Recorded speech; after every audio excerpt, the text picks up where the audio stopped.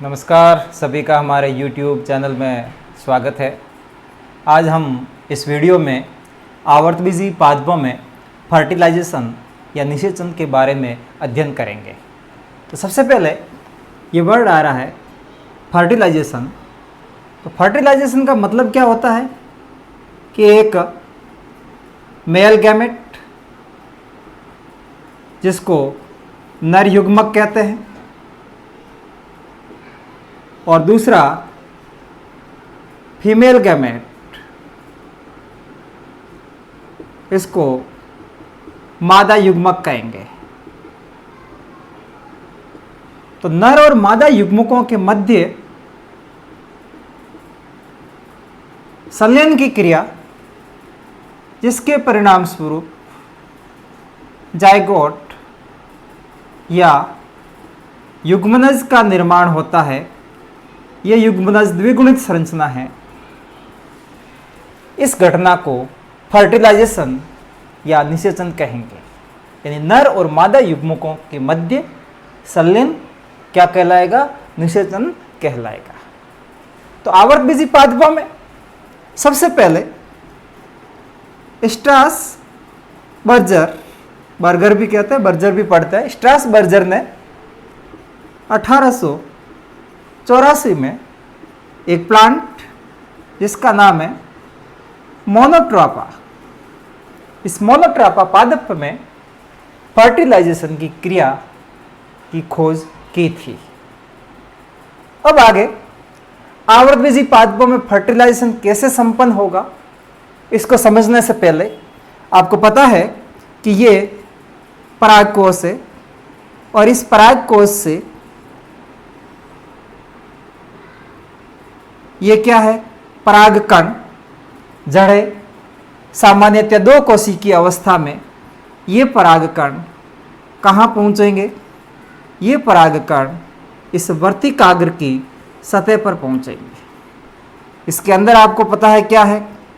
इसके अंदर बीजांड है और बीजांड के अंदर इसमें भ्रूण, कोश या एम्ब्रियो सेक है। तो परागकणों के वर्तिकाग्र पर गिरने से लेकर परागकणों के अंकुरण से लेकर पराग नलिका की वर्तिका में वृद्धि से लेकर पराग नलिका का अंडाशय और अंडाशय से बीजांड और बीजांड में भ्रूणकोश में प्रवेश और उसके बाद ये क्रिया संपन्न होगी, निषेचन की क्रिया या फर्टिलाइजेशन की क्रिया संपन्न होगी। तो अब बारी बारी से एक एक स्टेप में हम इस प्रोसेस को पढ़ते हैं। तो सबसे पहला इसके अंदर आएगा वह है जर्मिनेशन ऑफ पोलन, पराग कणों का अंकुरण। अंकुरण कहाँ हो रहा है? ये क्या है?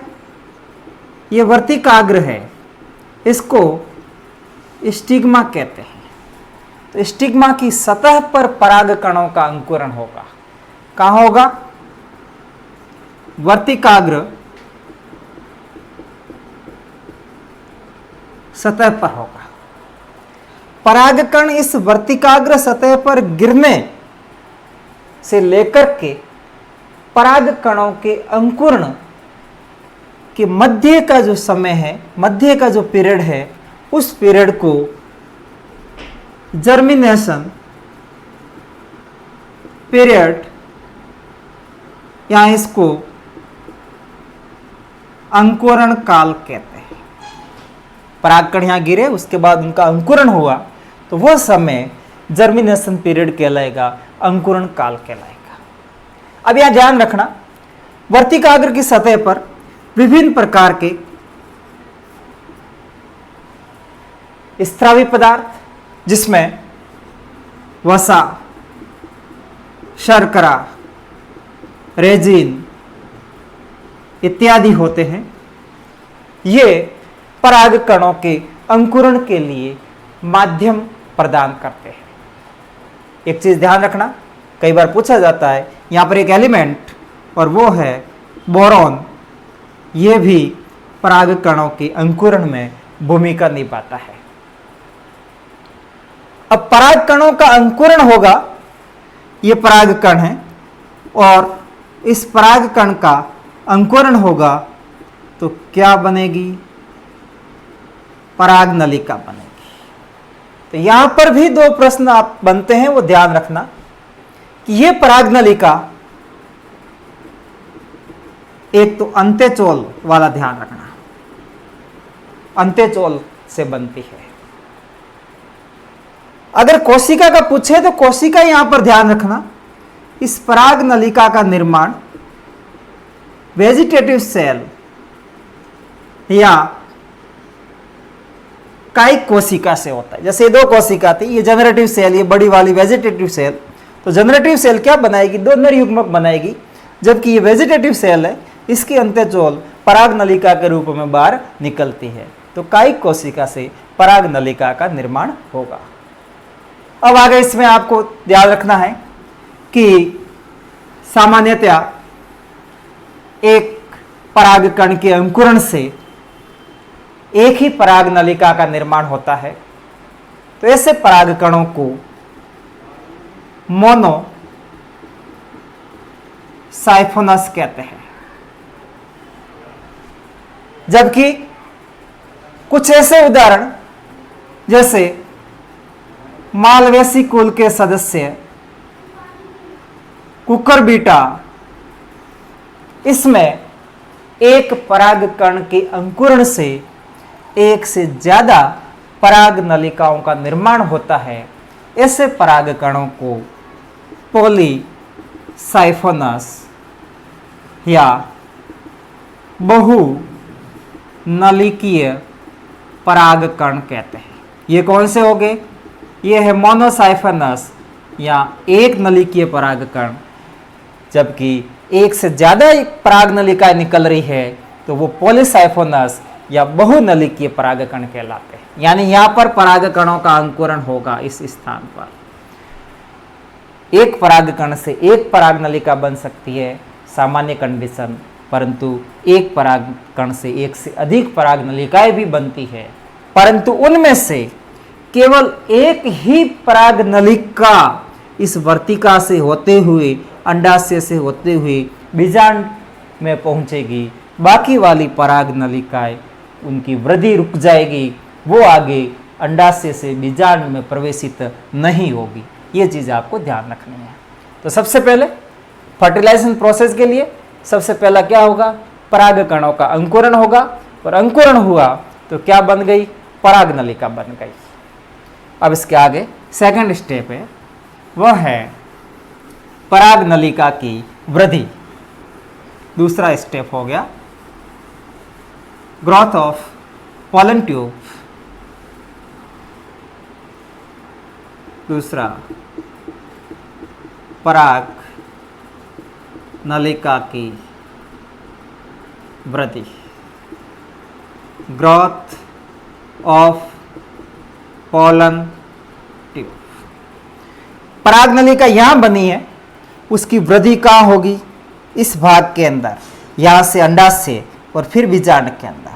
तो सबसे पहला यह भाग आपको ध्यान रखना है, इसकी वृद्धि वर्तिका या स्टाइल से होती है।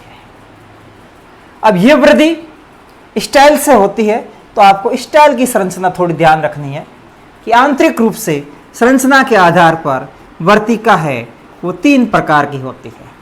नंबर 1 ओपन या इसको खोखली कहते हैं। नंबर 2 सॉलिड, इसको ठोस कहते हैं। और नंबर 3 इसमें सेमी सॉलिड या इसको अर्ध ठोस कहते हैं। कई बार इसकी जगह क्लोज और इसकी जगह हाफ क्लोज भी नाम आपको मिलेगा। खुली, बंद, अर्धबंद प्रकार की, यानी इस आंतरिक सतह पर किसी प्रकार की कोशिकीय संगठन या उत्तकीय संगठन नहीं होता। इस अंदर वाले भाग में इस पूरी संरचना में म्यूसिलेज या श्लेष्मा भरा हुआ रहता है। तो ऐसी वर्तिका क्या कहलाएगी? ओपन या खोखली कहलाएगी। यदि पूरा भाग कोशिकीय बना हुआ हो, इस पूरी गुहा के अंदर कोशिकाएं भरी हुई हो, कोशिकाओं के मध्य कोई रिक्त स्थान नहीं हो, वो क्या कहलाएगी? सॉलिड या क्लोज या ठोस कहलाएगी।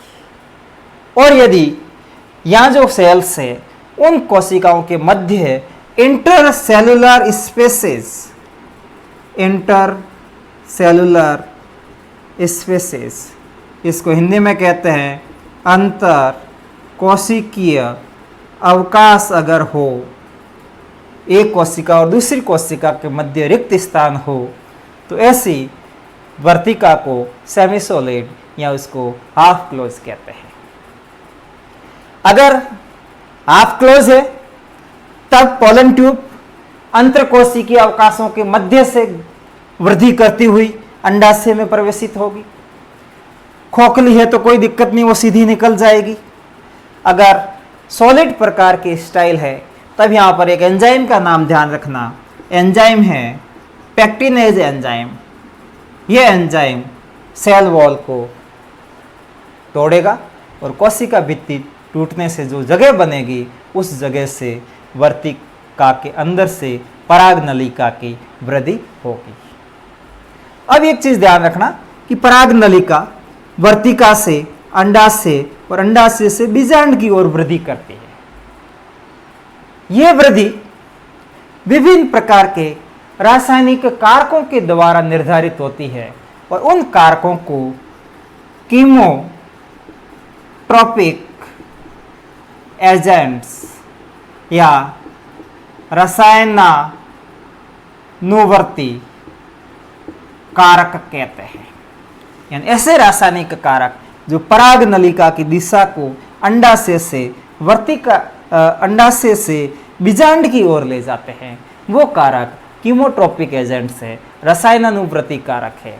और ये गति रसायनानुवर्ती कहलाती है, रसायनानुवर्ती या इसको कहते हैं कीमोट्रोपिक ग्रोथ कहलाएगी। अब इसमें एक कारक ध्यान रखना, कैल्शियम आयन, इसकी बहुत महत्वपूर्ण भूमिका है इस पराग नलिका की अंडाशय और बीजांड की ओर वृद्धि करने के अंदर। ये भी कभी प्रश्न पूछा जाए तो कैल्शियम का आप ध्यान रखना। तो पराग नलिका वर्तिका से कहाँ गई है? अंडाशय के अंदर चली गई है। अब अंडाशय से पराग नलिका का प्रवेश है वो किस में होगा? बीजांड में होगा। अब तीसरा पॉइंट आपको ध्यान रखना है, पराग नलिका का बीजांड में प्रवेश।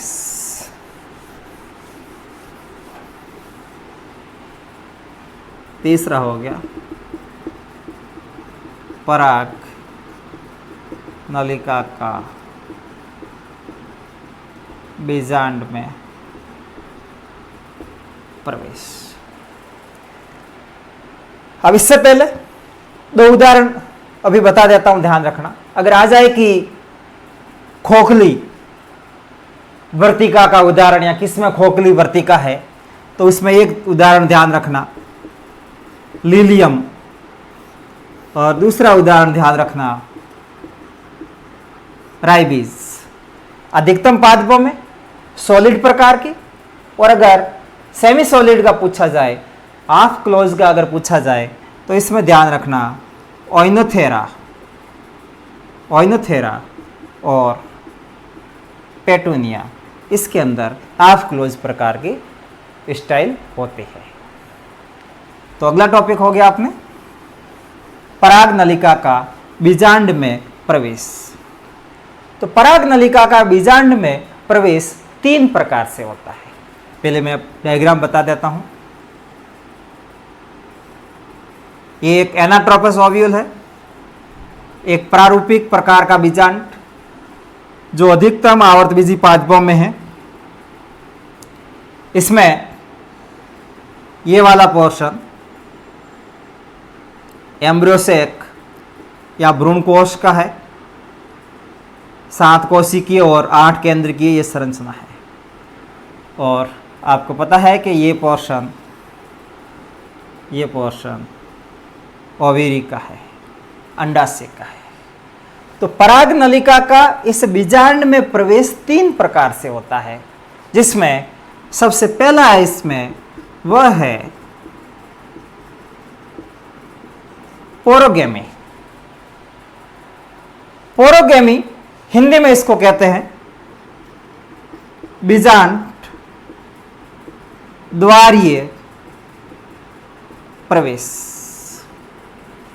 यदि पराग नलिका, ये पराग नलिका है, इस पराग नलिका का प्रवेश इस बीजांड द्वार से हो, माइक्रोपाइल से हो पराग नलिका का प्रवेश, तो इसको पोरोगेमी या बीजांड द्वारीय प्रवेश कहते हैं।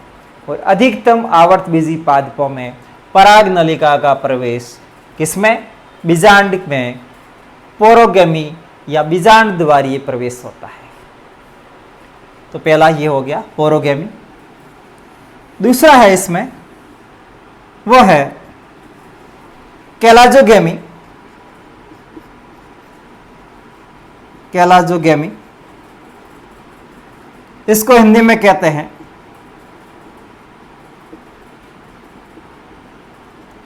निभागीय प्रवेश। निभागीय प्रवेश का मतलब, यदि पराग नलिका, ये निभाग वाला भाग है, इस निभाग वाले भाग से यहां से अगर बीजांड में प्रवेशित होती है तो इसे कैलाजोगेमी या निभागीय प्रवेश कहते हैं।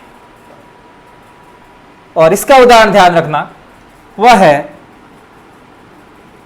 Casuarina, जगलेंस, Betula. इसमें निभागीय प्रवेश होता है। और तीसरा इसके अंदर वह है मिजोगेमी। तीसरा मिजोगेमी, इसको अध्यावरणीय प्रवेश कहते हैं। यदि पराग नलिका यहां से प्रवेशित नहीं हो रही है, पराग नलिका इन अध्यावरणों से हो रही है, उसमें डायग्राम में ओवरी से बाहर नहीं बताना है आपको। इसमें निभागीय प्रवेश में आपको पराग नलिका यहाँ से प्रवेशित बतानी है, बाहर चला गया था डायग्राम में, आपको ऐसा नहीं बताना है। अब आगे मैं तीसरा बता रहा हूँ। तीसरा कौन सा? अध्यावरणीय प्रवेश, यानी पराग नलिका इन अध्यावरणों से अंदर प्रवेशित हो रही है तो ये कहलाएगा मिजोगेमी या अध्यावरणीय प्रवेश कहलाता है। और इसका उदाहरण ध्यान रखना, कुकुरबिटा। और दूसरा उदाहरण इसके अंदर ध्यान रखना, पॉपुलस। इसमें मिजोगेमी या अध्यावरणीय प्रवेश होता है पराग नलिका का बीजांड में। अब आगे, पराग नलिका किसी भी तरीके से बीजांड में प्रवेशित हो, चाहे वह बीजांड द्वार से हो, चाहे वह निभाग से हो, चाहे वह अध्यावरण से हो, परंतु ये संरचना जो भ्रूणकोश है, इस भ्रूणकोश में हमेशा वह इस बीजांड द्वारीय सिरे से ही प्रवेशित होगी। अगर यहां से आ रही है तो भी वो घूम फिर के यहां आएगी, यहां से आ रही है तो भी वो यहां आएगी, और यहां से है तो वो यहां आएगी। यानी बीजांड में पराग नलिका का प्रवेश 3 प्रकार से संभव है, परंतु भ्रूणकोश में पराग नलिका हमेशा बीजांड द्वारीय सिरे से ही प्रवेशित होगी। तो अगला पॉइंट इसका आ गया, पराग नलिका का भ्रूणकोश में प्रवेश। अगला पॉइंट, पराग नलिका का भ्रूणकोश में प्रवेश। Entry of pollen tube into embryo sac या फीमेल गेमेटोफाइट। तो भ्रूणकोश में पराग नलिका का प्रवेश 3 प्रकार से संभव है। कैसे? मैं इसको बड़े रूप में बता रहा हूँ। जैसे ये एक अंड कोशिका, ये एक सहायक कोशिका, ये दूसरी सहायक कोशिका, और आपको पता है यहाँ पर ये फिलीफॉर्म अपैरेटस है, तंतु रूपी समुच्चय है। तो पराग नलिका या तो सीधे ही सहायक कोशिका में प्रवेशित हो जाए, या फिर पराग नलिका अंड कोशिका और सहायक कोशिका के बीच में से प्रवेशित हो। अंड कोशिका और सहायक कोशिका के बीच में से प्रवेशित हो, या फिर पराग नलिका सहायक कोशिका और भ्रूण कोश की जो भित्ति है इसके बीच में से प्रवेशित हो। एक बार और, पहला, या तो वो सीधे ही सहायक कोशिका में प्रवेशित हो, या फिर अंड कोशिका और सहायक कोशिका के बीच में से, या फिर सहायक कोशिका और भ्रूण कोश की भित्ति है उसके मध्य से भ्रूण कोश में प्रवेशित हो। अब आपको ध्यान रखना है कि इसकी एंट्री कैसे हो रही है पराग नलिका के भ्रूण कोश में। तो इसको संक्षेप में बता रहा हूं कि पराग नलिका के भ्रूण कोश में प्रवेशित होने से पहले एक सहायक कोशिका डिसइंटीग्रेट या नष्ट हो जाती है। नंबर 2, पराग नलिका की दिशा को भ्रूण कोश की तरफ ले जाने का कार्य ये फिलीफॉर्म अपैरेटस या तंतु रूपी समुच्चय करते हैं। यहाँ पर ये संरचना जो धागेनुमा संरचना है सहायक कोशिकाओं के शीर्ष पर, इनको तंतु रूपी समुच्चय कहते हैं। तो यहाँ से पराग नलिका की दिशा निर्धारित होगी भ्रूण कोश की तरफ।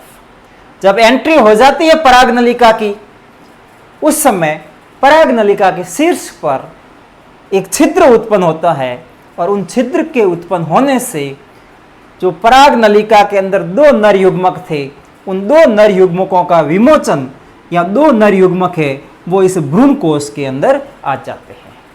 और जब 2 नर युग्मक इस भ्रूण कोश में आते हैं तो आवर्तबीजी पादपों की सबसे महत्वपूर्ण घटना शुरू होती है, और वह घटना है डबल फर्टिलाइजेशन, या इसको द्विनिषेचन कहते हैं।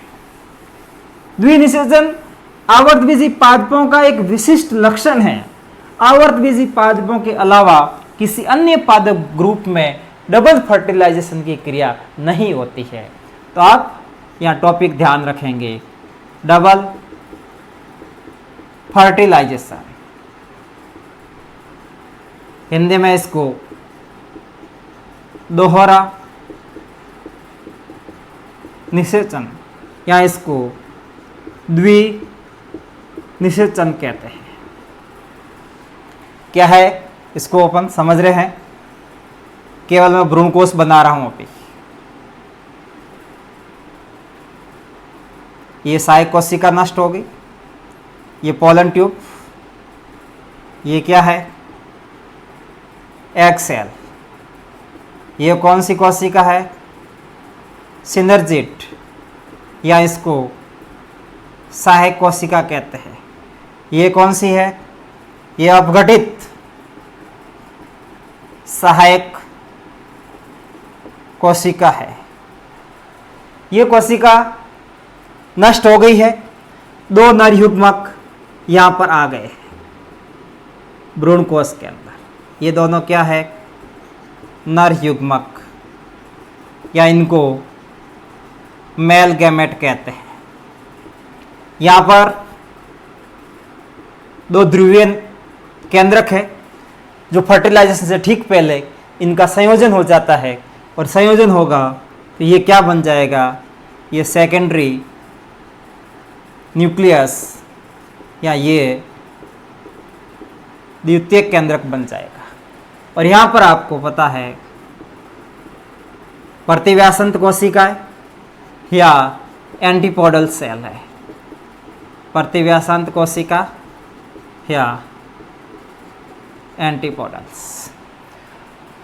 तो पराग नलिका से 2 नर युग्मकों का भ्रूण कोश में विमोचन हो जाता है। उसके बाद कौन सी घटना शुरू होगी? दोहरा निषेचन या द्विनिषेचन। इसकी खोज S.G. नवाज़चेन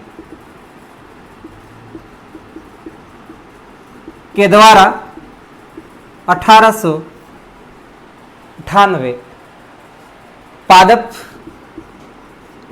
लीलियम और दूसरा पादप फ्रिटिलेरिया। तो लीलियम और फ्रिटिलेरिया पादप में डबल फर्टिलाइजेशन की खोज की गई। अब है क्या, दो नर युग्मक आए, इनमें से एक नर युग्मक इस अंड कोशिका से संयोजित होगा, जबकि दूसरा नर युग्मक है वो किससे संयोजित होगा, द्वितीयक केंद्रक से संयोजित होगा या सेकेंडरी न्यूक्लियस से संयोजित होगा। तो सबसे पहले इसमें दो स्टेप ध्यान रखने हैं डबल फर्टिलाइजेशन में। पहला इसमें आता है वह है सिनगेमी या इसको संयुग्मन कहते हैं। इसका दूसरा नाम इसको ट्रू फर्टिलाइजेशन कहते हैं। हिंदी में इसको सत्य निषेचन कहेंगे। और दूसरा इसमें ट्रिपल फ्यूजन या इसको त्रिक संलयन कहते हैं। तो दो स्टेप सम्मिलित रूप से डबल फर्टिलाइजेशन के अंदर आएंगे। क्या है इसमें कि पहला नर युग्मक किससे संयोजित हुआ, एक नर युग्मक, इसका संयोजन किसके साथ होगा, इसका संयोजन मादा युग्मक के साथ होगा और इनके संयोजन से यह भी अगुणित है और यह भी अगुणित है, तो इनके संयोजन से एक द्विगुणित संरचना का निर्माण होता है और इस द्विगुणित संरचना को जाइगोट या युग्मनज कहते हैं। तो पहली घटना तो यह हो गई और यह क्रिया संयुग्मन या सिनगेमी या ट्रू फर्टिलाइजेशन कहलाएगा, सत्य निषेचन कहलाएगा।